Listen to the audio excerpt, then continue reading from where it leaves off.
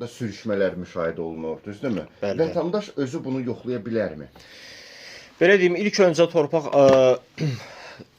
torpağa faktiki baxış zamanı ilk öncə burada qonşu məsələləri var. Qonşu mübahisələri olmamalıdır. Məsələn, torpaq 100 sotdur, 1 hektardır. Qonşunun torpağının məsələn 5 sotu həmən bu 100 sotun içindən keçə bilər. Burada ən vacib qonşu mübahisələrini həll eləməkdir. Qonşularla bir problem varmı, yoxsa yoxdur. Məsələn, hansı problemlər danışılır? Yəni, Elə olur ki, yəni zəbt olma olur. Məsələn, siz 10 yəni, sot qonşu zəbt edib onu torpaq. Bəli. Siz 10 sot torpaq alırsınız. Yəni onu artıq siz çəpərə alanda artıq görürsüz ki, qonşunun 2 sot torpağı sizin torpağınızın daxilindədir. Qonşu da sizə bildirir ki, bu 2 sot mənimdir. Səndə 8 sotdur. Amma faktiki siz alış zamanı siz 10 sot kimi almısınız.